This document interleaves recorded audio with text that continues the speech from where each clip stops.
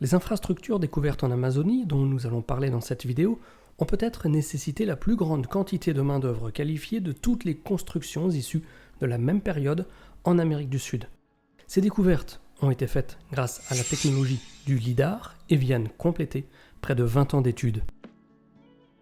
Les chercheurs supposent depuis longtemps que le bassin du fleuve Amazone, qui comprend les actuels Brésil, Pérou, Colombie et Bolivie, n'est devenu densément peuplé qu'après l'arrivée des colons espagnols à la fin du XVe siècle.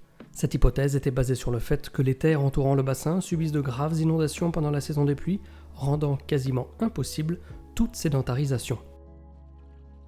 L'un des rares sceptiques était Heiko Prümers, un archéologue spécialiste de l'Amérique latine qui enseigne à l'université de Bonn en Allemagne. Il y a plus de 20 ans, il entreprit avec une collègue, Carla Jaimes Betancourt, d'enquêter sur 2 monticules de tumulus situés près du village de Casarabe dans le nord de la Bolivie. Dans leur communiqué, ils rappellent que les monticules se sont avérés être des souches pyramidales érodées et des fondations de bâtiments, en d'autres termes, des preuves irréfutables de peuples sédentarisés. Des études ultérieures ont confirmé les soupçons de Prümers. L'analyse bioarchéologique a montré que ces bâtiments n'étaient pas des sites cérémoniels inoccupés.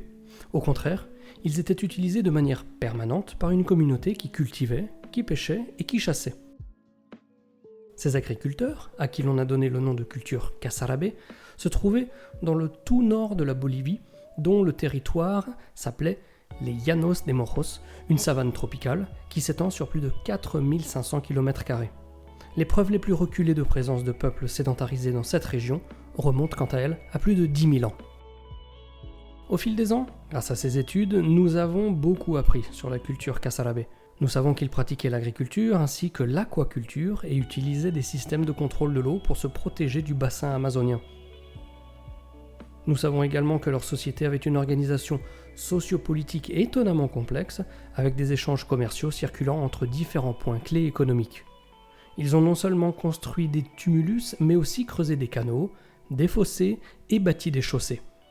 Ces informations ont été recueillies sur des dizaines de sites archéologiques, dont beaucoup étaient séparés par plus de 1000 km. Lorsque l'on étudie une civilisation ancienne aussi dispersée que la culture Casarabe, il peut être difficile de visualiser comment les colonies individuelles étaient liées les unes aux autres dans un espace tridimensionnel, et cela est particulièrement vrai pour un paysage aussi sauvage et inaccessible que le bassin de l'Amazone. N'ayant pas les ressources logistiques nécessaires pour traverser les Llanos de Mojos à pied, Prümers et Betancourt ont décidé de créer une carte de la culture Casarabe en utilisant la technologie du lidar. Cette technologie aidait auparavant des archéologues à obtenir une image plus claire de l'urbanisme olmèque et maya en Mésoamérique ou des temples cambodgiens. L'équipe de Prümers a étudié une zone de 204 km², se concentrant sur les principaux sites d'excavation. Les scans du lidar ont cartographié un total de 26 colonies Casarabe, parmi lesquelles 15 étaient déjà connues. Les chercheurs ont ensuite organisé les colonies en 5 catégories distinctes, en fonction des dimensions de leur architecture, de l'échelle de l'infrastructure de gestion de l'eau et du nombre de chaussées menant aux différents sites. 2 colonies étaient considérablement plus grandes que les autres et servaient probablement à la fois de centre culturel et économique. Nommées Kotoka et Landiva, elles s'étendent sur plus de 100 hectares et sont entourées de douves et remparts. Sur le site de Kotoka, rapporte le document de recherche de Prümers, les structures défensives intérieures ne sont conservées que dans certaines sections, ce qui, selon lui, pourrait suggérer que lorsque le site s'est développé, les remparts ont été adaptés en conséquence.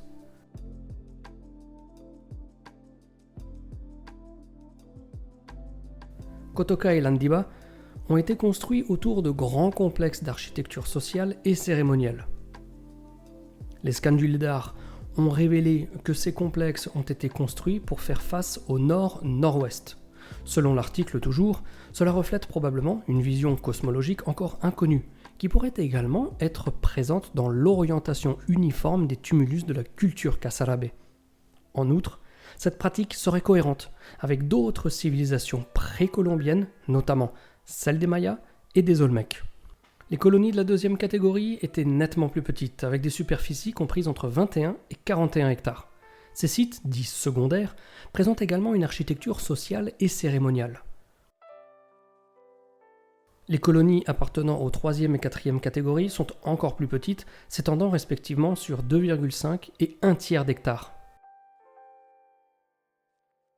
La 5e catégorie, quant à elle, est hypothétique et contient des colonies sans architecture car elles n'ont pas pu être détectées au lidar.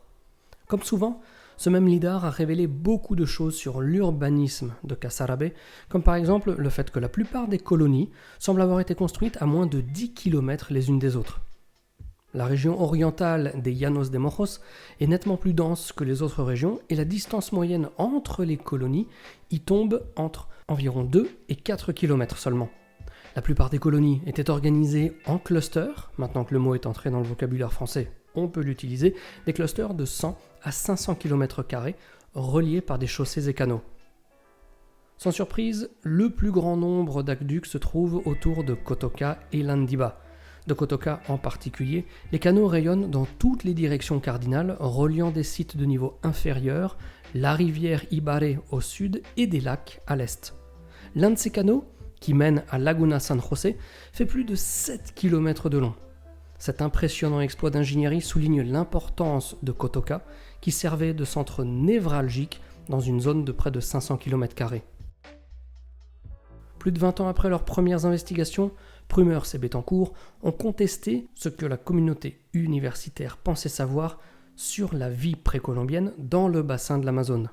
Au niveau régional, conclut leur étude publiée en mai 2022, les données LIDAR combinées aux données de reconnaissance archéologique et de détection réalisées précédemment montrent que la culture Casarabé possédait un système de colonies où les peuples étaient hautement intégrés, continus et denses. La culture Casarabé occupe une place particulière dans l'histoire des fouilles archéologiques en Amérique latine. Bien que les principales colonies précolombiennes, telles que Kotoka et Landiba, ne soient pas uniques, on ne peut pas en dire autant de nombreuses colonies plus petites que les scans LIDAR ont mises en évidence. Selon l'étude de Prumers et Bettencourt, ces lieux représentent le premier cas connu d'urbanisation à faible densité pour l'ensemble des basses terres tropicales d'Amérique du Sud. Les plus grandes colonies amazoniennes se comparent également favorablement à d'autres villes anciennes d'Amérique du Sud, c'est-à-dire qu'elles sont d'une échelle beaucoup plus grande que les colonies construites le long des montagnes andines ainsi que du sud de l'Amazonie en général.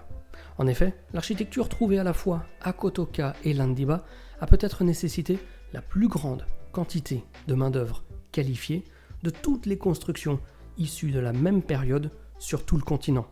En espérant les amis que cette vidéo vous a plu, je vous donne rendez-vous comme toujours pour la prochaine publication sur la chaîne. D'ici là, portez-vous bien et surtout, n'oubliez pas de garder la passion. Ciao ciao.